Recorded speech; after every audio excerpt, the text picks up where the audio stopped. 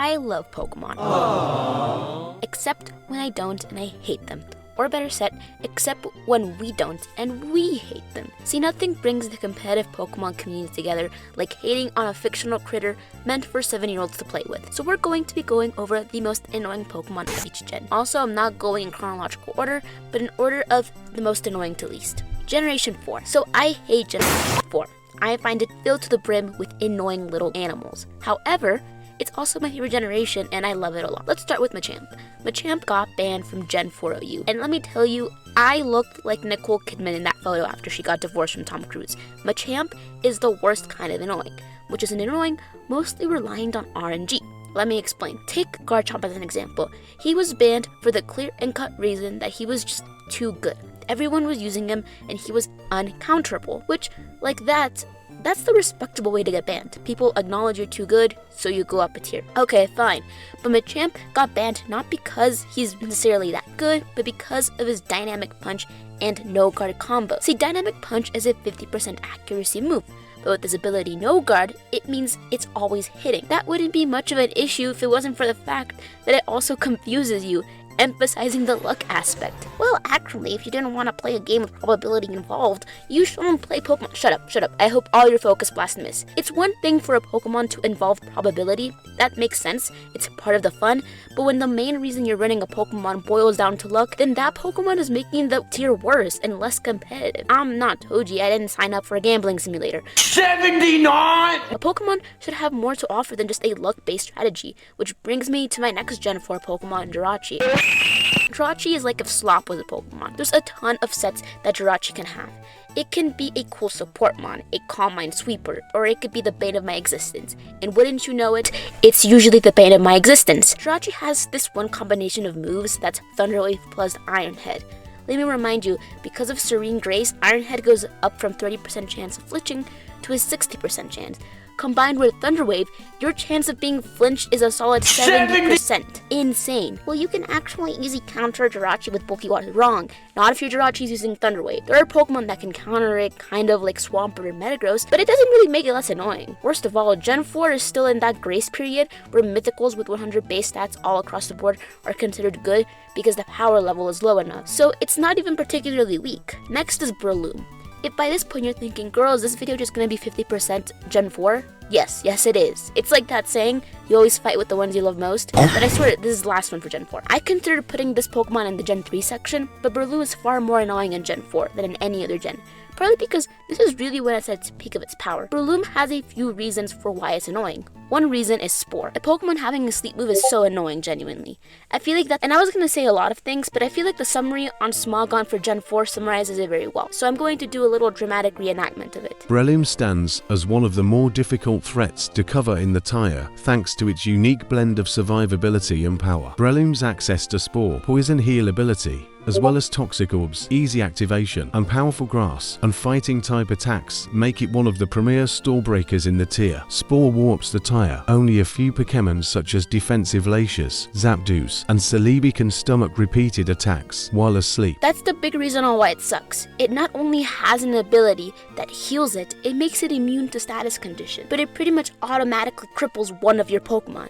And with access to Sub and Focus Punch, this little guy can really throw a strong punch. It's a Pokemon that's pretty much guaranteed to make damage. I know that a lot of people didn't agree with banning Sleep in Gen 9, but I don't know if this is just like the American in me, but I am willing to lobby to get Sleep banned in Gen 4. Gen 7. So this part is actually really hard for me to make, because as long-time viewers of the channel know, Toxapex, Blissey, and I have been in a long-standing polyamorous relationship since Generation 7. Before anything, I report the truth, and I would be lying if I didn't mention that Toxapex can be a little bit much sometimes. Just to reiterate, she has huge defensive stats, an ability which is pretty much an infinite healing glitch, combined with what I would describe as an absolute goated move pool.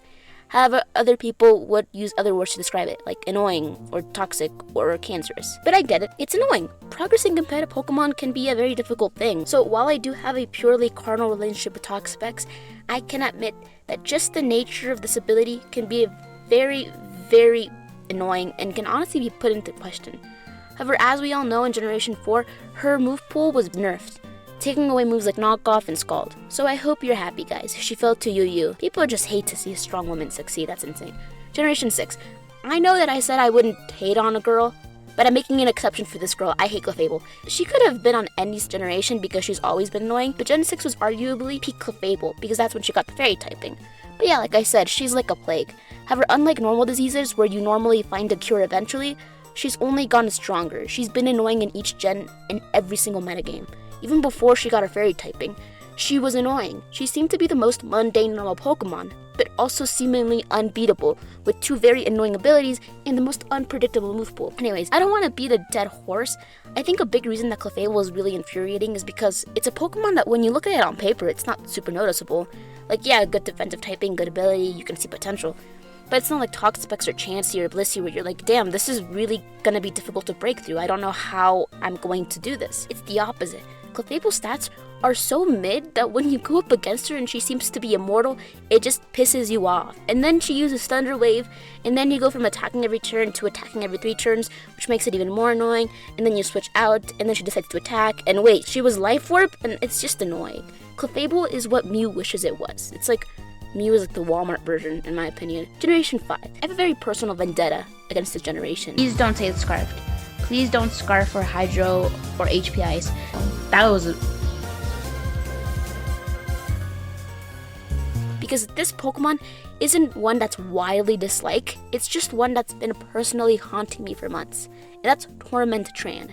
Torment Heatran is a defensive Heatran set meant to trap Pokemon, most notably Scarf Pokemon, and force them to use Struggle via, you guessed it, Torment. And while using all of this, it has Sub, Protect, and Lava Plume to chip away at a Pokemon. That's very annoying for obvious reasons because I like my Scarfed Pokemon. Sue me. See, let's do a little bit of a lore drop. The archetype that I'm the best at playing at is Stall. I'm good at Stall, but I've been using, however, more offensively oriented sets recently because people just hate to see a girl use Stall, what can I say? However, every time I stream, there's this one dude that challenges me to a match, and he has this Heatran set every single time, and I don't think I've been able to beat it. See, people hate when I use Stall and now I'm running offense, and I still get people trying to annoy me. In these past few months, I've been learning, studying different play styles, watching BKC videos, the best competitive player, trying to get better at offense. He was like, nice play, and he smacked me on the ass. And that didn't really bother me or anything, but I was just so surprised. I was like, that was so nice. I just really felt good about that play for so much more than I normally would.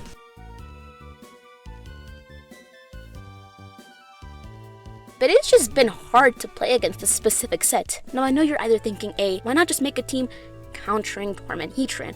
Or why not you just not fight him? Well, I may always lose, but I don't want to back down from a challenge. And B, I like Scarf Pokemon and I don't want to change my teams. I guess I'm just gonna have to suffer because I am stubborn. Overall, it's a good Heatran set. It's very creative. It does its job well. But I hate it. It makes me cry and I think I've had nightmares. Generation 2. For Generation 2, it's very, very chaotic. And while Gen 2 can be very tedious, surprisingly some people actually play it. I didn't know. Apparently, that's true. I thought it was like some joke, but apparently it's a playable tier. You might expect me to name Skarmory as the most annoying Pokemon. After all, it is a stall Pokemon with a super high defensive stat combined with an annoying move pool. Yeah, Skarmory can be annoying, but there's another Pokemon, and that's the most popular Pokemon in the tier, Snorlax. A Pokemon being omnipresent in a tier already sucks, and for a lot of people, that's a good enough reason to ban it. In what other tier is the most used Pokemon in OU also the most used Pokemon in Uber? That is insane. Imagine if Koraidon was also the most used Pokemon in OU and had a 100% usage rate in Uber as well. Now I get it. Snorlax and Koraidon are not the same at all, because Snorlax in a way keeps the meta together. He has enough different sets to the point where he has enough diversity to not be that monotonous, and Pokemon like Skarmory annoy him enough for him to technically not be overpowered. So yeah, it's not exactly like Koraidon, however, it's still annoying. Any Pokemon that you always see, especially when it's so freaking fat with a huge HP and defensive stat, I'm going to hate. Gen 8, Ferrothorn. I'm fine with Ferrothorn being homophobic and racist, but I draw the line at spamming Leech Seed. Ferrothorn has been a relevant Pokemon for every single generation. The reason I put him here is because I didn't really know where else to put him, because here's the thing, as awful as Gigantamax was, Gen 8 was really not that bad when you ignore the overpowered gimmick. I did a video where I quote-unquote debunked the myth that Ferrothorn is a stall mon, and while I stick by by that statement, that also doesn't mean that he's not annoying. Now, I can handle a great defensive stats and a great typing. I love my defensive Pokemon, as my illicit relationship with Toxapex shows. But one move that's way too toxic even for me, the girl who has run a team of 6 Toxapex on multiple occasions, is Leech Seed. I hate Leech Seed. It literally sucks the life out of you, and for that, he's on this list. Gen 1. In terms of totally insane generations, Gen 1 is just right up there. Playing it feels like a fever dream. It's very unique because unlike other gens where there's maybe 1 or 2 annoying Pokemon, in Generation 1, every Pokemon is an annoying Pokemon. I played some Gen 1, and I won't pretend that I'm some expert in the tier.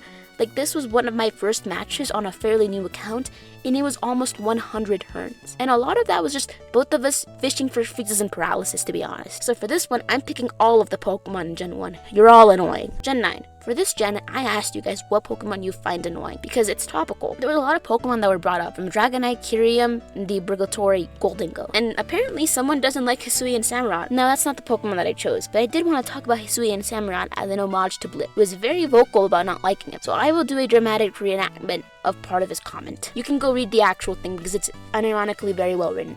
No matter what Pokemon you use, it will make progress against your team somehow, as well as being a giant knockbot to support its own spikes. Razor Shell is also annoying as all heavens on this mon, because your Zapdos you normally use to check it got a defense drop and is about to die the next turn. Slowking, Gala, or Ting, Shlu, or something, at which point you have to switch out and guess who your opponent is switching in again, clicking the same move again, and forcing progress using a grand total of 3 brain cells. At the end of the day, I chose Gliscor. He was brought up way more than the others, I wonder why.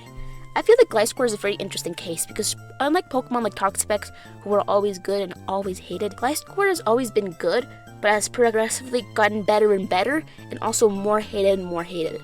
Like in Gen 4, he has a good defensive utility, but always used more offensive stats like Sword Dance. However, when he got the buff of the Sentry and Poison Heal, it really elevated him. And then in Gen 9, because of Terra, that's when he really started taking more defensive stall-like sets. And dude, he got banned. We literally forgot about that. Dude was in the same tier as Rayquaza, and that's insane for a support mon. And now nobody talks about that. It's like we got hit by the memory erase thing in Men in Black. Anyways, he went from a really beloved Pokemon to low-key really hated. It's like that one friend who was really cool and chill and then progressively started becoming more and more annoying and started flexing and switching up on his day ones just because of his viability rankings, which I won't lie, it is very impressive. He's a great Pokemon. But he is seemingly unkillable, being unaffected by hazards, being unable to be burned given any status condition, plus his stats which are just perfect for bulky sets. Now would be the time for me to talk about Generation 3, but weirdly enough, I can't really find a specific Pokemon in Generation 3 that I find super annoying. Mostly when I play Gen 3 and I lose, it's because I'm not very good at the game, so feel free and tell me what's the Pokemon that you hate from Generation 3. This is not because I was too lazy to make this section, I don't want to edit anymore, it's because I couldn't come up with one, trust me. That's my list of annoying Pokemon. I know there are more, but that was enough for my daily dose of hating for right now. I know you guys are also hateful little critters though, so feel free to comment Pokemon that you find absolutely annoying as well.